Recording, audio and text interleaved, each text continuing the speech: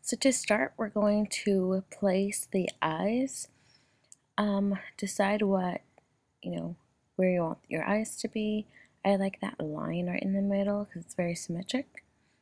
So to make the eyes, you can either use black beads if you have any. I didn't have any on hand. I'm just going to use some string. I'm going to cut just a little bit off. I'm going to unravel it with my fingers a little bit, put a little drop of hot glue on it, and then with my fingers I'm going to start rolling it into a ball. And I'm going to keep adding more glue and keep rolling it until it makes the ball that I like. If you're scared or aren't used to hot glue, then I would just suggest to find some black beads.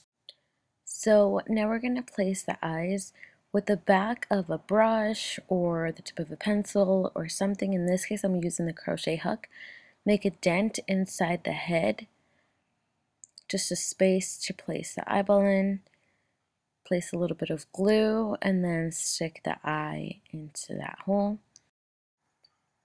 Because hot glue takes a little bit time to cool down and in a way dry, you kind of have some time to fool around with the eyes of it. Is it in the spot that you really want it to be? So like I did in that clip before with the crochet hook, I kind of moved the eye a little bit because it was too close to the line. So you have a few seconds to fix anything if you really need to. So there are both my eyes. We're gonna do now the top, little bralette. We're gonna start in the back, roll it once around her arm, and then roll it again. We're going to take it to the back, across, and then do the same with that arm. Go around the arm once, go around the arm twice, and then bring it to the front. And from here, we're going to just keep wrapping around until we get the desired length of the bralette slash shirt that you want. And then wrapping it around also conceals that string in the back that we used to start the shirt. If for some reason you end before you reach the end of that, then you can just cut it off. Then you're going to snip off the ends or snip off whatever you don't use, and then a drop of glue and you stick it on.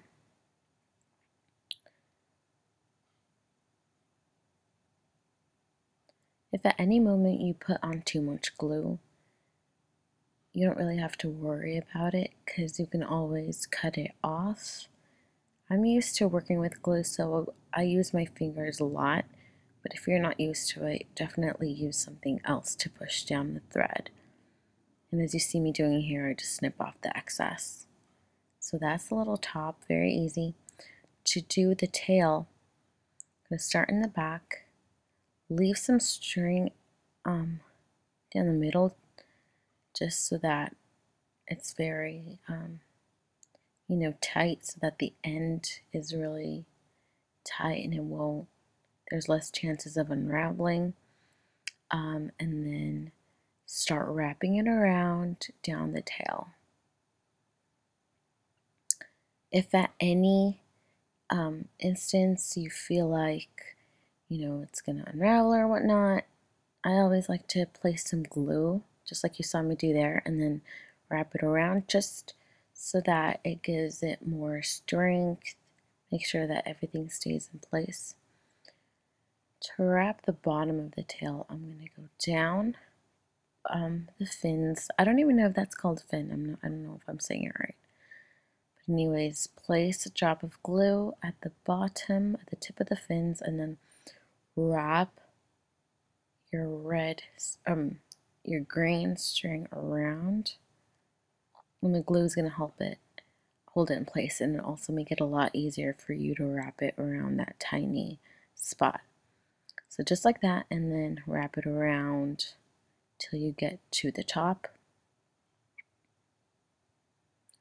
As you get to the top, you have that V shape. Oh, and then right here, do the same thing. A little bit of glue and then wrap it. So it's saying as you get to the top of, that fin, you get to the V shape right in the middle of the two fins. You are going to see that it's going to start going slanted. So you can see right here, it's kind of slanted because you have so much more to cover on top than the middle. And also to the sides. So what I did here, I placed a little bit of glue just to help it, always stay in place. And then right here as well, because if not, it wouldn't stay in place. It just goes straight. And I really need it to sort of curve so that we get every single spot. Just like that. So keep doing that until can't do it anymore, basically. Then I'm going to show you how to cover those V's, the little slits that we can't really get to. I'm going to put some glue there. Pull the string as if you're wrapping it all the way around, but instead you're going to come back up just like a V. And you're going to do that on the other side as well as as many times as you need to do it to cover up that small space, however big your space is. When you're done with that, you're gonna come back up, so wrap it back up, and this you can use to cover up any spaces that you might have missed. Like you see here, I missed a space. Just to make sure that it sticks, I'm going to place some glue and then wrap it back over that spot, and then wrap it around. When I get to the top, I'm going to snip off the excess and then glue it. So that's what that looks like. I'm going to take some glue, put it on the tip of the fins just to make sure that none of it unravels later. You can tap it with your fingers or tap it with something, hard if you don't want to use your fingers. Right here I noticed that I missed a spot, so all I did was open it up, added some glue, and put it back together. Then we're going to add the keychain. This is the only one I found. You can add the round ones if you want to, just to the back of, the top of the head. And right here I'm adding some glue to the back just to reinforce a little bit. For the hair, we're going to start with one strand. We're going to add some glue and then glue the first strand. See the length that you want it and then cut it. Then do the other strand, and that's what you're going to do all the way around until you get it like this or into the shape that you want it. This is how mine came out. I added some bangs. The gloss on top is glue, but it's easy to take off. Just snip off the excess, and this is the finished result. I hope you guys liked it and have fun decorating your mermaid.